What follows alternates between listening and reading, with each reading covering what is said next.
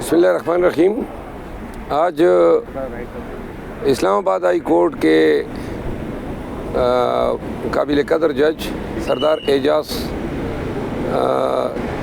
صاحب کی عدالت میں میرے گھر پہ جو غیر قانونی ریڈ تھا رات کے 1:30 بجے، اور جس میں انہوں نے میرے ملازم کو اغوا کیا، توڑ پھوڑ کی، وہ مقدمے کی سماعت ہوئی۔ کل جب یہ مقدمہ جج صاحب کے سامنے آیا تو انہوں نے یہ آرڈر جاری کیے تھے کہ اگر میرا ملازم واپس نہیں آیا تو اسلام آباد پولیس کے جو سینئر حکام ہیں وہ پیش ہوں گے۔ تو کل ہی میرا ملازم واپس آ گیا تھا، جس پہ میں نے میڈیا کو آگاہ کیا تھا، اور ملازم جو جب آیا میری اس سے گفتگو ہوئی اور انہوں نے بتایا کہ اس کو بڑی اچھی ٹریٹمنٹ دی گئی تھی، اس کو 2 جوڑے کپڑے بھی نئے خرید کر دیے تھے۔ تاہم مجھے وہ نہیں بتا سکا کہ ان کے اغواکار جو تھے وہ کون تھے یا کس ادارے سے تھے۔ اس کے بعد جو ہے کل ہی پولیس نے مقدمہ درج کر دیا ہے میری شکایت پہ۔ FIR کی کاپی آج عدالت میں SHO نے میرے حوالے کی، تو جس کے بعد جو ہے چونکہ میری دادرسی ہو گئی تھی تو عدالت نے پٹیشن ڈسپوز آف کر دی ہے۔ یہ آج کے مقدمے کا احوال ہے، اگر کوئی سوال جواب ہے۔ اچھا مروت صاحب، آپ نے ایک ایجنسی کے اوپر الزام لگایا تھا کہ میرے گھر میں جو گھسے ہیں وہ ایجنسیز کے لوگ تھے، تو وہ کون سی ایجنسیز ہیں؟ آپ نے کو پتہ کروایا ایجنسیز کے لوگ تھے ہی کہ یا کوئی اور لوگ تھے؟ میرے گھر میں جو گھسنے والے تھے وہ تقریباً 2 درجن کے لوگ تھے، اور سب نے ماسک پہنے ہوئے تھے اور چہرے پہ ماسک تھے، حتیٰ کہ انہوں نے بال تک چھپائے ہوئے تھے۔ گھر کے اندر کیمرے جو لگے تھے وہ ڈس فنکشنل تھے، جس کے بعد جو ہے ہمارے شکوک مختلف سمتوں میں گئے، اپنے تئیں ہم نے پتہ کیا۔ جہاں تک اس الزام کا تعلق ہے، چونکہ جب آپ کے یہاں چوری ہو جاتی ہیں تو آپ کا ذہن ہر طرف چلا جاتا ہے، اور فوجداری مقدمات میں جب آپ کسی کو پراسیکیوٹ کرتے ہیں تو ان کی شناخت جو ہے وہ لازمی چیز ہے کہ آپ نے بتانا ہوتا ہے کہ فلاں شخص جو ہے اس نے اس جرم کا ارتکاب کیا ہے۔ اچھا شیر افضل مروت صاحب، یہ بتائیے گا کہ کچھ خبریں ہیں کہ سنی اتحاد کونسل کو بیرسٹر گوہر نے، علی امین گنڈا پور نے اور بھی کافی لوگ ہیں جنہوں نے جوائن کرنے سے انکار کر دیا۔ اس حوالے سے کیا کہیں گے آپ؟ جی، اس سوال کا جواب آتا رہے گی، لیکن میں پہلے آپ کے سوال کا جواب دے دیتا ہوں۔ عمر ایوب صاحب اور جو ہمارے دیگر چند بیرسٹر گوہر صاحب، انٹرا پارٹی الیکشن ہو رہے ہیں 15 دن کے اندر، تو انٹرا پارٹی الیکشن میں یہ کنٹیسٹ کرنے کی خواہش رکھتے ہیں، تو اگر یہ یہاں پہ شمولیت کرتے تو پھر پاکستان تحریک انصاف کے انٹرا پارٹی الیکشن کے لیے نااہل ہوتے، تو لہٰذا اپنی پارٹی کو ہم نے ایکٹیویٹ کرنا ہے، فنکشنل بنانا ہے۔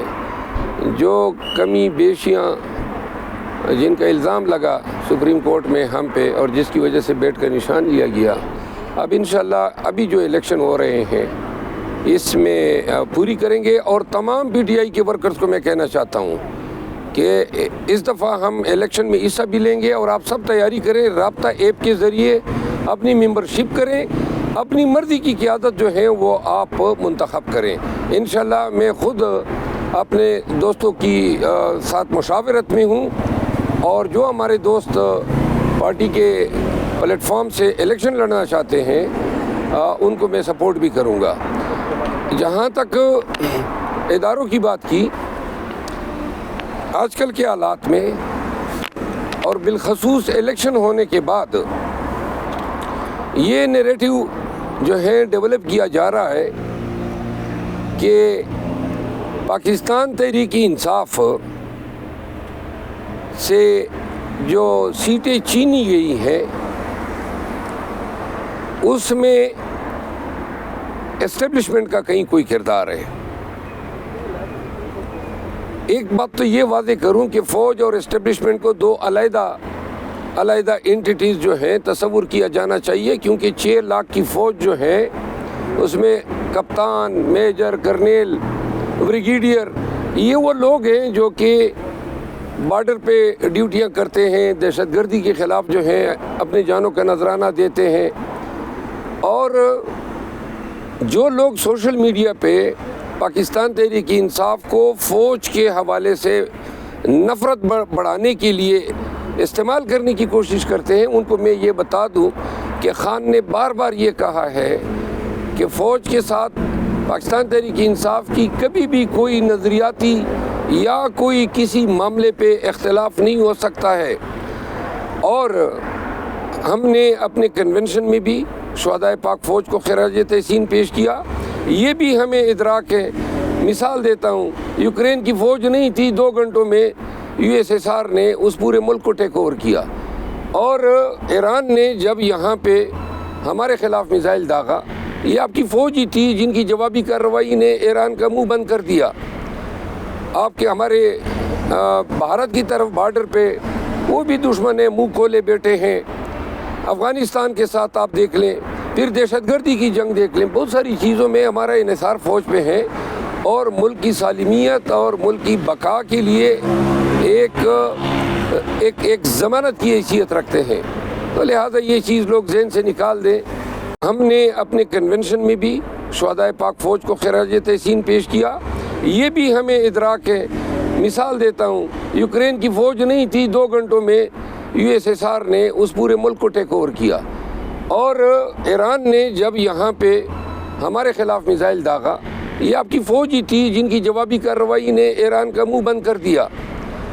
آپ کے ہمارے بھارت کی طرف بارڈر پہ وہ بھی دشمن ہیں، منہ کھولے بیٹھے ہیں۔ افغانستان کے ساتھ آپ دیکھ لیں، پھر دہشت گردی کی جنگ دیکھ لیں، بہت ساری چیزوں میں ہمارا انحصار فوج پہ ہے، اور ملک کی سالمیت اور ملک کی بقا کے لیے ایک ضمانت کی حیثیت رکھتے ہیں۔ تو لہٰذا یہ چیز لوگ ذہن سے نکال دیں کہ فوج یا فوج سے وابستہ جو فورسز کام کر رہی ہیں، ان کے حوالے سے ہم کوئی منافرت پھیلانے کی کوشش کریں گے۔ دوسری بات یہ ہے کہ سیاست میں آج جو ہمیں ہماری سیٹ چینے جا رہے ہیں، سامنے تو یہ نظر آ رہا ہے کہ الیکشن کمیشن اس میں ملوث ہے، ریٹرننگ آفیسر ملوث ہے۔ اب جنہوں نے یہ کام کیا، ہم ان پہ دعوے داری کریں یا ہم فوج پہ دعوے داری کریں؟ اور الیکشن کمیشن میں ہمارے مقدمات آئے روز جو ہیں تباطل کا شکار ہو رہے ہیں۔ میری پاکستان تحریک انصاف کے جو ہمارے سوشل میڈیا کے انفلوئنسرز ہیں، ان سے گزارش ہے کہ ہمیں اپنی جنگ جو ہے اس کی ڈائریکشن بالکل واضح رکھنی چاہیے۔ ہمارا مینڈیٹ چوری کیا ہے سیاسی پارٹیوں نے، MQM نے، PMLN نے اور پیپل پارٹی نے، اور ان کے سہولت کار۔ ہم نے بار بار اپنی میڈیا ٹاکس میں بتائے ہیں کہ یہ ادارے ہیں returning officers, election commission of Pakistan, اور الیکشن کمیشن آف پاکستان کے پاس ہم بار بار گئے اور کہا باقی سارے فارم 45 چھوڑیں، اپنے فارم 45 پہ فیصلہ کریں۔ تو لہٰذا ہماری جنگ جو ہے وہ پارلیمان کے اندر بھی رہے گی، پارلیمان سے باہر بھی رہے گی، جب تک ہمیں اپنا مینڈیٹ نہیں ملتا ہے انشاءاللہ یہ بھی چین سے حکومت نہیں کر پائیں گے۔ سر، کیا آپ وفاق اور پنجاب میں حکومت بنانے جا رہے ہیں؟ نمبر گیمز پوری ہیں آپ کے ساتھ؟ نہیں، ہم تو دیکھیں نمبر گیم تو آپ دیکھ رہے ہیں کہ جو ہمارے نمبر ہیں وہ تو انہوں نے چوری کیے ہیں، اور 2 دن کل نہیں پرسوں انہوں نے کہا جی کہ ہمارے سارے بندر بانٹ ان کی ہو گئی ہے، فلاں جو ہیں وہ صدر ہوگا، فلاں چیئرمین سینٹ ہوگا، فلاں اسپیکر ہوگا، فلاں گورنر ہوں گے۔ ان کی ساری سیاست پیپل پارٹی اور نون کی، MQM کا تو نام ہی نہ لے کیونکہ وہ پارٹی تو عملاً مفقود ختم ہو چکی ہے، 1 سیٹ نہیں جیتی ہے۔ تو لہٰذا ان 2 پارٹیوں کی سیاست جو ہے وہ حکومت پہ قبضہ کرنا، پھر حکومت میں ہوتے ہوئے عوام کا جو پیسہ ہے، پاکستان کا جو پیسہ ہے وہ چوری کر کے باہر لے جانا ہے، یہ ان کی حکومت ہے۔ اور ابھی بھی 6 مہینے کے اندر قوم کو نظر آئے گا کہ یہ لوگ کس لیے یہ چوری کر کے حکومت میں آئے ہیں. شکریہ.